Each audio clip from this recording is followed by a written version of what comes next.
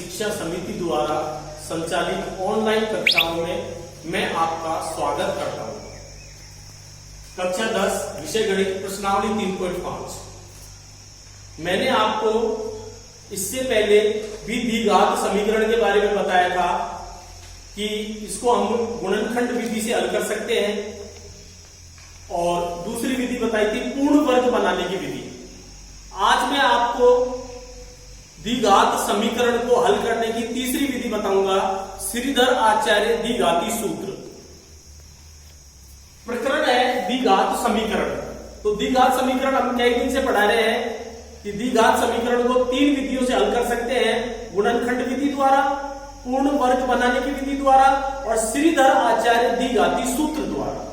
यहां पर एक समीकरण दिया है कि 16 को दो भागों में इस प्रकार विभाजित कीजिए।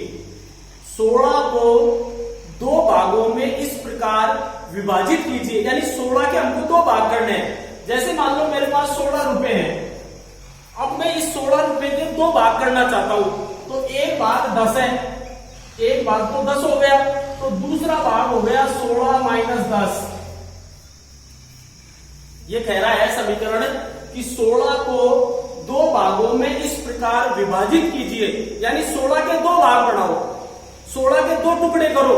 16 रुपए को दो भैयाओं में बांटना है, लेकिन ये पता नहीं है कि उसे कितना कितना बांटना है। तो मान लो मैंने एक भाग 10 बना दिया कि एक भाग 10 है, एक भैया को 10 रुपए दूंगा, तो दूसरे को मैं दूंगा 16 माइनस 10।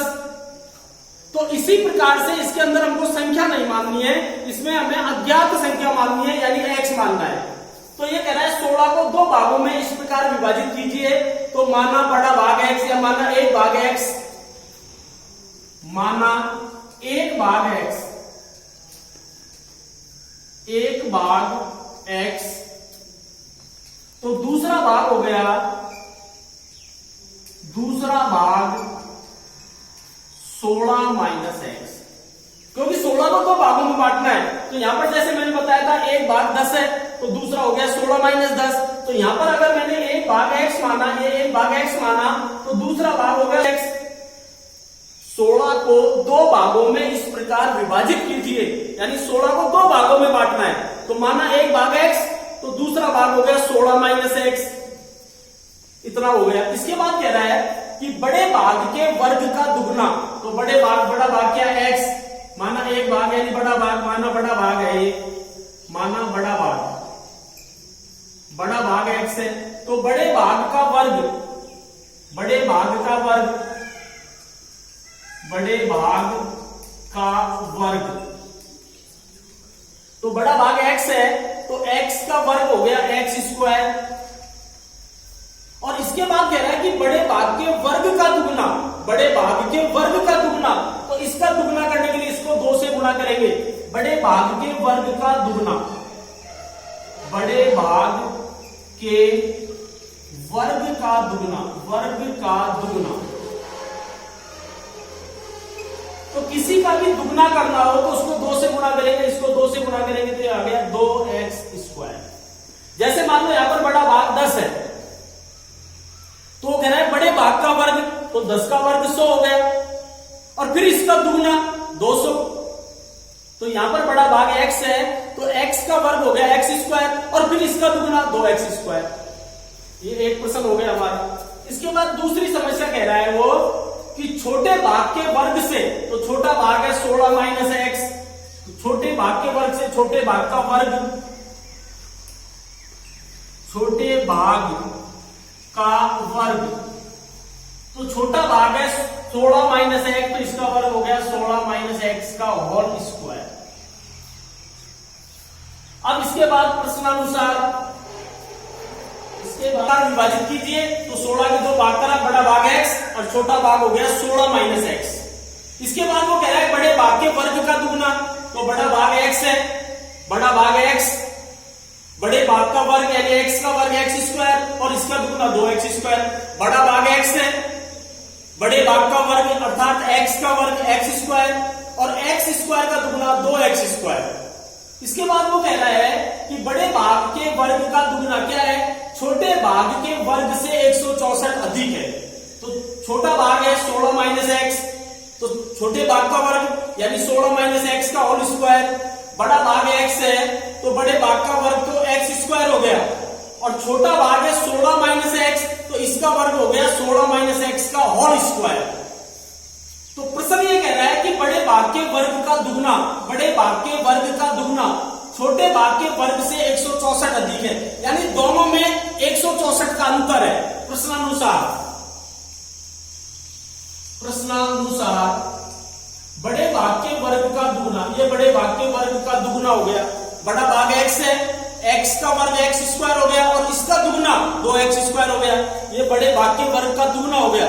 छोटे भाग का वर्ग, छोटे भाग का छोटा भाग है 16 माइनस एक्स तो इसका वर्ग हो गया 16 माइनस एक्स का होल स्क्वायर, और ये जो छोटे भाग का वर्ग है इससे बड़े भाग के वर्ग का जो दुगना है वो 164 अधिक है, तो दोनों में 164 का अंतर हो गया, ये 164 अधिक है। बड़े भाग के वर्ग का दुगना छोटे भाग के वर्ग से 164 अधिक है, अर्थात दोनों में 164 का अंतर है। अब इसको हम हल करेंगे तो ये तो ऐसे कैसे आएगा 2x स्क्वायर माइनस कोष्टक, ये है 16 में से x घटाना है तो 16 में से x घटेगा नहीं, ये x तो 16 में से 6 घटाते और फिर उसका स्क्वायर कर लेते, लेकिन इस 16 में से x घटेगा ही नहीं, तो इसमें सर्व समीकरण लगेगी 16 माइनस एक्स का होल स्क्वायर, अर्थात a माइनस बी का होल स्क्वायर। ये a है, a माइनस और b, तो a है a माइनस बी का होल स्क्वायर बराबर हो जाएगा a square minus 2ab plus b square. a 16 है, 16 का स्क्वायर माइनस 2 गुना a 16 है, b है वो x है और प्लस b है वो x है, तो 16 का स्क्वायर हो गया 256 माइनस 16 दूनी 32 और 32 को x से गुणा करेंगे 32x प्लस x स्क्वायर, तो ये हो गया 256 minus 32x plus x square, कोष्टक बंद बराबर 164। इसके बाद नियम है कि ये कोष्टक है और कोष्टक के बाहर अगर माइनस का चिन्ह है, कोष्टक के बाहर अगर माइनस का चिन्ह है तो इस कोष्टक को खोलेंगे तो अंदर के चिन्ह बदल जाएंगे, माइनस प्लस होगा प्लस माइनस होगा, तो 2x square minus 256 plus 32x minus x square और बराबर में 164। इसके बाद पक्षांतरण करेंगे, इस 164 को दाएं पक्ष से बाएं पक्ष में लाएंगे, ये समीकरण है तो समीकरण में दो पक्ष होते हैं, बायां पक्ष बराबर दायां पक्ष, तो इस दाएं पक्ष में से इधर बाएं पक्ष में लाएंगे तो ये प्लस का है, इधर हो जाएगा माइनस का, तो 2x square minus 256 plus 32x minus x square minus 164 बराबर 0 स्क्वायर, और ये माइनस एक्स स्क्वायर दोनों सजातीय पद है, दोनों में चर समान है और इनकी घातें समान है, 2x square minus x square. इसके बाद 32x प्लस 32x और माइनस का 256 और माइनस का 164 बराबर 0। एक्स स्क्वायर घटाएंगे तो एक एक्स स्क्वायर आएगा प्लस 32x और माइनस 256 और माइनस 164, तो 256 और 164 दोनों माइनस के 6 4 10 12 2 3 और 1 4 420 माइनस का 420 बराबर 0। अब ये जो x square plus 32x minus 420 बराबर 0 है, ये है एक द्विघात समीकरण। द्विघात समीकरण ax square plus bx plus c बराबर 0 के रूप में होता है, ये मैंने पहले ही बता दिया कि द्विघात समीकरण ax square plus bx plus c बराबर 0 के रूप में होता है। x स्क्वायर का गुणांक a होता है, x का गुणांक b होता है और अचर पद c होता है, तो a बराबर 1 यानी x स्क्वायर का गुणांक 1x स्क्वायर है, b बराबर 32 और c बराबर माइनस का 420। x स्क्वायर का गुणांक a होगा, x स्क्वायर का गुणांक 1 है, x का गुणांक 32 है और अचर पद है माइनस 420, -4ac। b का मान है 32, तो 32 का स्क्वायर -4 गुना a है 1 और c है वो है -420। तो 32 को 32 से गुणा करेंगे, 32 गुना 32, 2 दूनी 4, 2 तिये 6, 3 दूनी 6, 3 तिये 9, 4 12 9 1 10, 1024। यहां पर ये माइनस माइनस को गुणा करेंगे तो प्लस हो जाएगा, तो 4 से इसको गुणा करेंगे तो 0, 4 दूनी 8 और 4 चौक 16, तो 1024 में 1680 को जोड़ेंगे तो 4 8 और 2 10 7 और 2 2704 ग्रेटर देन 0। अगर ये जो b स्क्वायर -4ac है इसका मान 0 से अधिक आता है, अर्थात प्लस में आता है, क्योंकि 0 से बड़ी प्लस की संख्या होती है, तो b square -4ac greater than 0, तो मूलों का अस्तित्व होगा और मूल भिन्न भिन्न होंगे। मूल यानी दोनों मूल अलग अलग होंगे, क्योंकि x की घात 2 है, यहां पर x की घात 2 है तो इसके 2 मूल होंगे। अगर घात 3 होगी तो 3 मूल होंगे, तो इसके 2 मूल होंगे, मूलों का अस्तित्व होगा और 2 मूल होंगे और दोनों मूल भिन्न भिन्न होंगे। अब इसको हमें हल करेंगे पूर्ण द्वारा। श्रीधर आचार्य द्विघाती सूत्र -4ac बराबर आ गया 2704।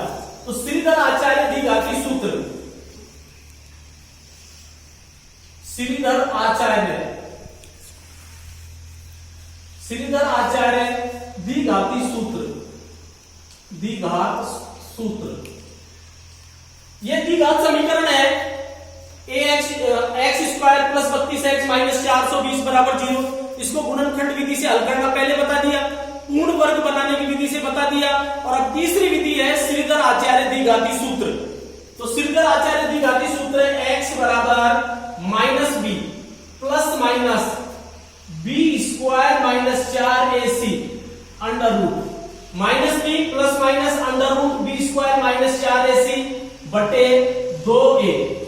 तो x बराबर माइनस और b का मान देखो, b का मान है 32, माइनस b माइनस और फिर b, तो b का मान है 32, फिर plus minus b square -4ac का मान है 2704, और इसके बाद इसमें अंडर रूट लगाएंगे और बटे में है 2 गुणा a का मान है 1। अंडर रूट का मतलब है वर्गमूल निकालना, तो 2704 का वर्गमूल निकालेंगे तो इसमें जोड़े बढ़ाएंगे इकाई की तरफ से। वर्गमूल निकालना बताया था, इकाई की तरफ से जोड़े बढ़ाएंगे, एक जोड़ा हो गया, ये दूसरा जोड़ा हो गया। 27, 1 का वर्ग 1, 2 का वर्ग 4, 3 का वर्ग 9, 4 का वर्ग 16, 5 का वर्ग 25, 6 का वर्ग 36, तो अधिक हो गया 5 का वर्ग 25। 5 को 5 से गुणा करेंगे 25, 27 में से 25 घटाएंगे तो अगला जोड़ा उतारेंगे, इस 5 को दोबारा जोड़ेंगे तो यहां पर हो गया 10। अब ये 10 ऐसे कैसे रहेगा 10, और इसके आगे 1 गुणा 1, 2 गुणा 2, 3 गुणा 3, तो 2 बढ़ जाएगा, 2 दूनी 4, 0 2 1 2, 102 दूनी 204, घटाएंगे नीचे आ गया 0।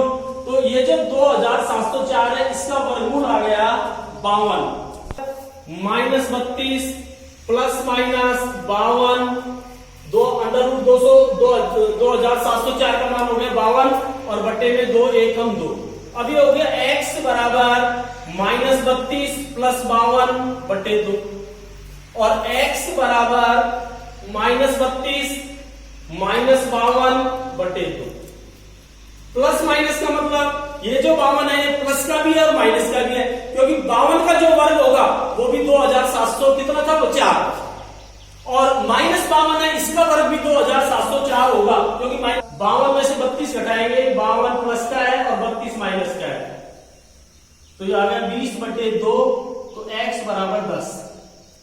यहां पर ये दोनों माइनस के हैं तो x बराबर -2 2 5 3 8 और 2 2 4 बटे 2, तो x बराबर प्लस माइनस माइनस 2 चौक 8 और 2 दूनी 4, 2 चौक 8 और 2 दूनी 4, तो इसके दो भाग हो गए, x का मान 10 भी आ गया, x का मान -42 भी आ गया।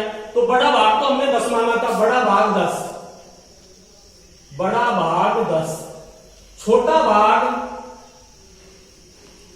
भाग था 16 माइनस x, तो x बराबर 10 आ गया, तो ये हो जाएगा 16 माइनस 10 बराबर 6। तो 16 के ऐसे दो भाग हो गए, एक भाग 10 है, दूसरा भाग 6। तो वो कह रहा था कि इसके वर्ग का दुगना, तो 10 का वर्ग 100 हो गया और 100 का दुगना हो गया 200, और इसका वर्ग कितना हो गया 36। तो 200 में से 36 घटाओ 164, तो दोनों में 164 का अंतर हो गया। प्रश्न था कि 16 के ऐसे दो भाग करो, तो 16 के दो भाग हो गए, बड़ा भाग तो 10 है, छोटा भाग है वो 6 है। 16 के दो ऐसे भाग करो कि बड़ा भाग 10 और छोटा भाग 6 हो गया। अब वो कह रहा है बड़े भाग के वर्ग का दुगना, तो बड़ा भाग 10 है, 10 का वर्ग 100 हो गया और 100 का दुगना 200 हो गया। ये हो गया बड़े भाग के वर्ग का दुगना, और छोटे भाग का वर्ग है 36, और दोनों में जो अंतर है वो है 164। यानी ये 164, इससे ये 164 अधिक है।